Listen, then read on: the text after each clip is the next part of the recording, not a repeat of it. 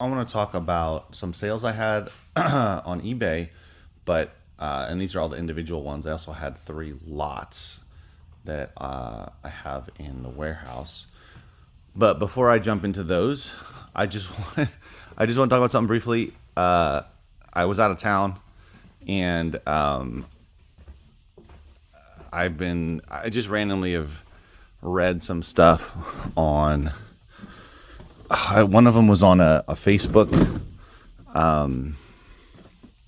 It wasn't even a reselling group. It's a group I'm a part of, a music group, CD music group, and there was someone that said they actually owned a music store, but they had a bunch of CDs in that genre that they were selling, and they're like, oh, they said they made some like off or just random quick comment about eBay, essentially being like, oh, eBay, too many issues with eBay, or I don't know, something like that, something negative essentially about selling those items. And I don't know the individual or the specifics of that person's issue with eBay, but then I saw something else.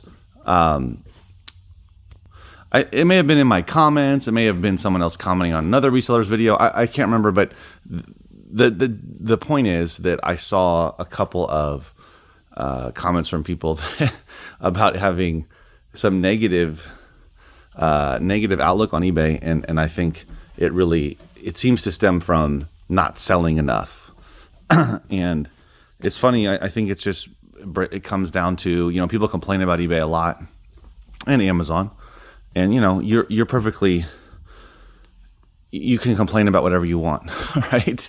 But if you really want to make money selling, reselling, selling something, items on, in my example, used items for the most part, media items on Amazon or on eBay, you have to know, you have to figure it out, basically. You have to do the work, use common sense, but also try different things out. Amazon is really a game of who gets, the person that gets the sale is really battling with being the lowest price for the most part. Sometimes condition comes into play if someone's looking for a very good, like new, or obviously new, but let's say in the used genre, you find something that's used, but it's an excellent, looks like it's brand new condition. You list it as like new, and someone's looking for that very good or like new condition. They don't want good. They don't want acceptable. Then you're competing on something beyond price, right? Which happens on Amazon. But for the most part, it's people going on there, even for used non-prime offers, they're going on there to buy based on price, right? So you're competing on price, whether you're repricing with an automatic repricer or you're doing it manually. That's what you're basically doing. And then on eBay, it's so much more, right? You're competing on price, but you're also competing on condition. You're also competing on who has the best photos. If you have stock photos, you're not competing with those people that have a similar item in a similar condition but have photos of the item. The person with the photos of the item is probably gonna get that sale unless your item is dramatically less expensive. Then you might get the sale. But the person doesn't know what they're getting. I mean, specifically, they don't know the condition, that kind of thing. So I'm just making the point that you have to understand, you've got to go through the selling cycle. You've got to, list stuff on Amazon, list stuff on eBay. Let's talk about eBay though. List stuff on eBay, see what sells, figure out why it's not selling. If it's not selling, why is it taking longer? It's usually a couple of things, right? Number one, what are you selling? Is it in demand? If it's a long tail item, that's different, right? But let's talk about something that should sell within 30 days within 90 days minimum, right? If it hasn't sold within 90 days and almost every other one has sold, like there's a sell-through rate of essentially 90 days at least, and yours hasn't, and you're sitting there for 4, 5, 6 months and it still hasn't sold. It's a couple of things, right? It's probably the price, probably too high. Your photos aren't very good. Maybe the item's not being found. You're not using the right keywords. You're not offering free returns. There's a lot of different things, right? But the bottom line is, if you have an item that people want, if it's in decent condition or really good condition, if you're taking good photos, if you're describing it correctly in the title. So So, you know, if you have A Gift of Laughter, autobiography of Alan Sherman, hardcover book, you know, whatever year, I don't know what year this is, 1965, first edition, and then maybe something else, some other keyword in there, you're probably going to find it, right? But if you're just like A Gift of Laughter, Alan Sherman, autobiography, that's it. You don't put the year, you don't put book or hardcover, you don't put any other keywords, then you might not be found as quickly, and it might not be taken as seriously, right? So your photos, your price, can people see clearly what the item is? The item specifics, all that kind of stuff. Are you promoting your listing? Are you promoting at 2%, 5%, 10%, whatever? That's also has something to do with it, right? If you have an item and you're not promoting it, and you're not selling it, maybe you should promote it, right? Maybe you should run a sales event. So it's just crazy to me, the amount of people that complain but yet don't figure out how to sell. It's not rocket science, but of course we don't know 100% what 100% what eBay wants. But we can figure out most of it, enough that you can sell consistently. I guarantee you, the guys, the CDs that he was showing, I could sell those quickly on eBay. You know, but again, maybe he wants too much money for them. He thinks that they're worth $100, but you can get at most $50. A lot of people do that. They're like, oh, eBay sucks because I can't get $80 for this CD, even though it's realistically selling consistently for 40. Well, you either take the 40, or you just sit there and complain and never sell the item, which means you don't really want to sell it, right? If you want more for it, you're gonna have to. You might not ever be able to sell it for that amount. You might have to wait. So that's my little rant. But I did sell these items. Let me know what you think about that rant. It just, you have to know, you have to go through the experience, right? You've got to go through the selling experience. You got to list, you got to sell, you got to not sell, you got to sell different times a year. I recommend going through the entire 12 months also, and then seeing the best parts of the year for you, the worst, all that kind of stuff too. So this is what I sold on eBay individually. I sold this book here for really cheap. It's The Rise and Fall of the Third Reich. I only sold this for $6 and change plus shipping. Wasn't worth it. This one was worth it, $25. This is actually A Gift of Laughter. This is actually from my store here, pulled off the shelf, and it sold for $25 plus shipping. It's a first edition, 1965. It's got the dust jacket in good condition here. Make sure and take pictures though, like of the edges, the dust jacket edges. That's why I also take the dust jacket off to take photos, to make sure that everybody sees any issues. There's also sometimes some staining, or what this would be called is like sun tanning, age tanning, that kind of thing. It could have been sitting in the sun. That happens to dust jackets and books in general. Sometimes the spine will be really faded. So you could say faded spine, sun-tanned spine. It was probably sitting on a shelf somewhere, and every day the sun was hitting it for, it could have been decades. So that happens. This DVD, this is a local buy back in before the summer, or actually probably in June. It's a sealed DVD, obviously in another language. Best in World Cinema. This one went for $10 plus shipping. I consistently sell these that I bought back in May and June. I think I might have bought some in July as well. I think there were 3 buys, at least 2. Big one, like I bought hundreds at a time of all different types of pretty rare DVDs. Many of them, most of them are sealed. So that was a really good buy, and I continually sell them now. A lot of them are more longer tails, but I have sold so many that I've made good money off of it, and I guarantee you I will sell a lot through the end of the year into the next year. So this is one of those cool double books here where it's got 2 books in one. So as you can see, it's got Listen the Stars by John Brunner, The Rebellers by Jane Roberts. So half the book is one, half the book is the other. These are old school books. I don't know the date on this. Probably like 50s or 60s would be my guess. If you see any of these books, some of them go for more than others, obviously. If you can get them in lots, you can get some good money. What is that, 1963? That one was only 11 and change plus shipping. That came from a massive book buy several years ago. Shower with Goats. This is a pop punk rock CD. That was a donation a couple years ago. I took an offer, $20, free shipping, get rid of it, but still made 20 bucks. This one is from all of those CDs that I got donated to me, 10 boxes. Many of them were international soundtracks and also jazz and classical music. I continue to sell these. I still have a bunch more for sale. A lot of these are long tail, but this one is one example of a really great, a valuable one.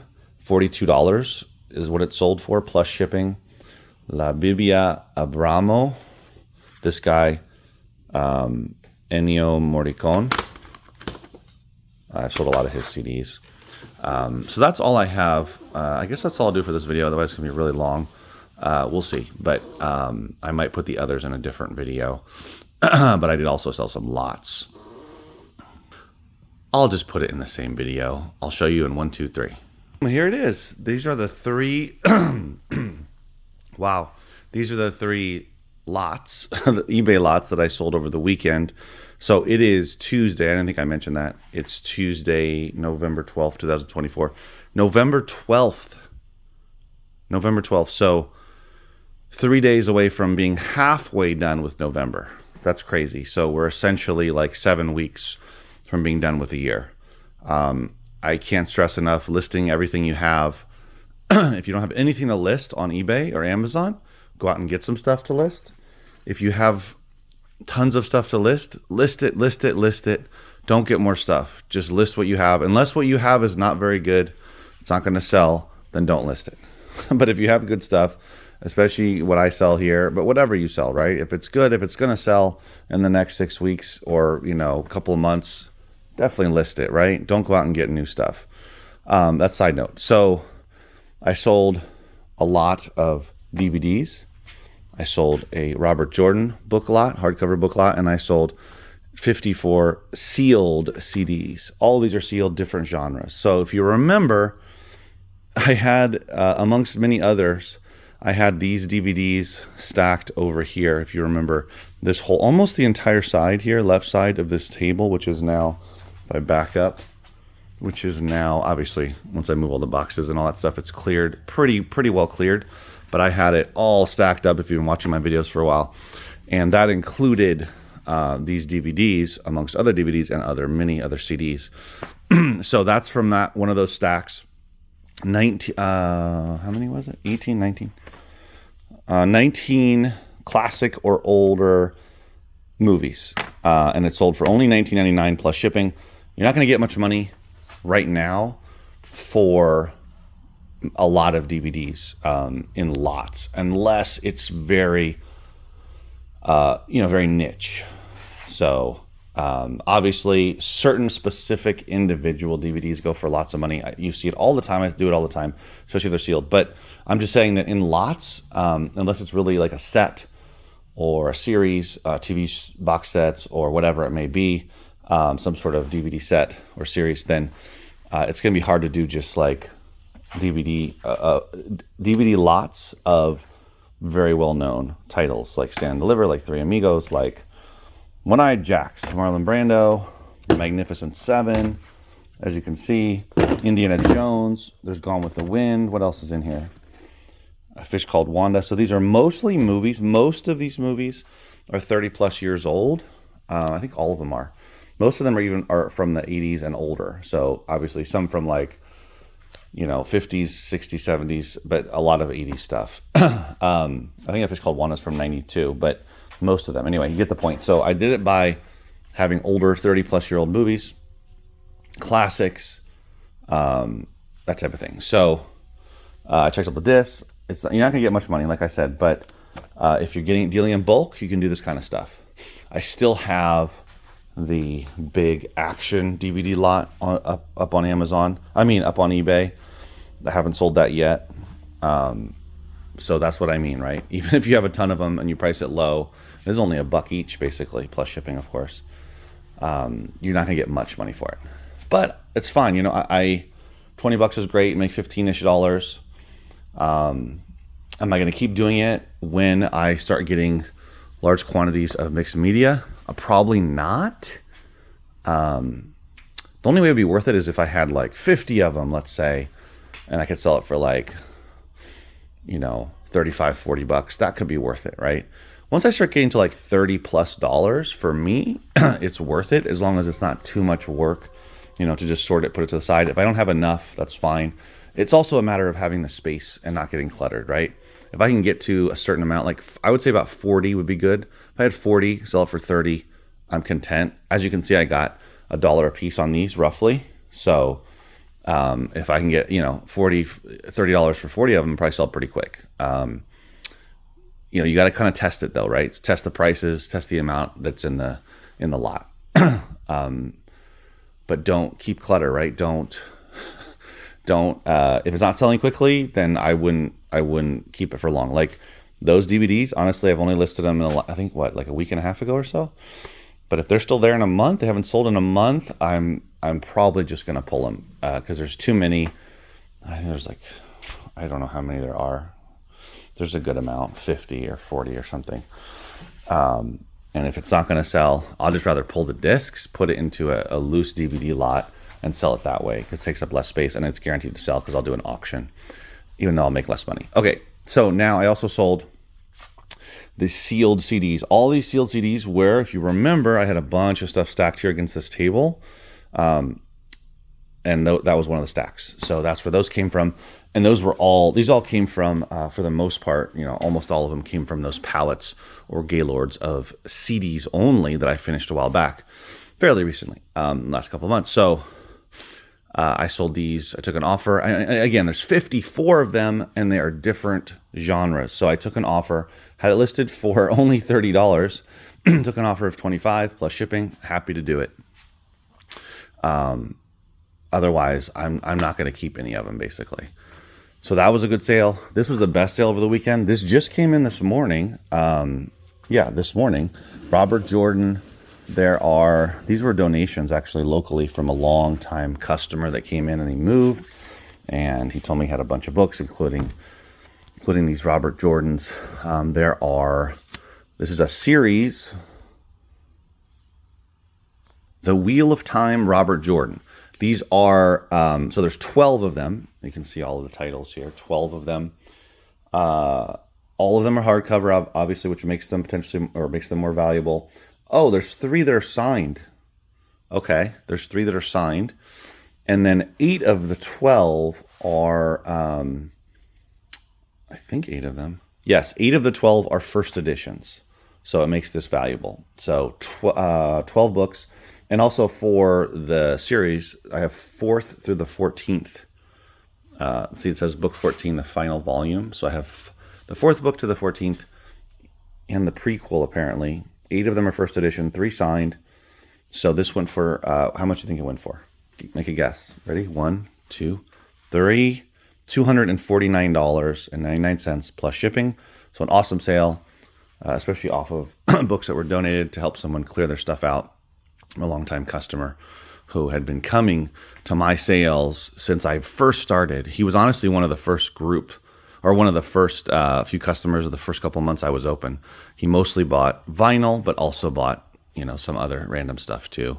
But it had a huge personal book collection. And so that was a great sale. So all these 3 plus those other 6 I sold on eBay. Again, I was on vacation last week, so I had my store on vacation mode. Otherwise, I would have probably sold more.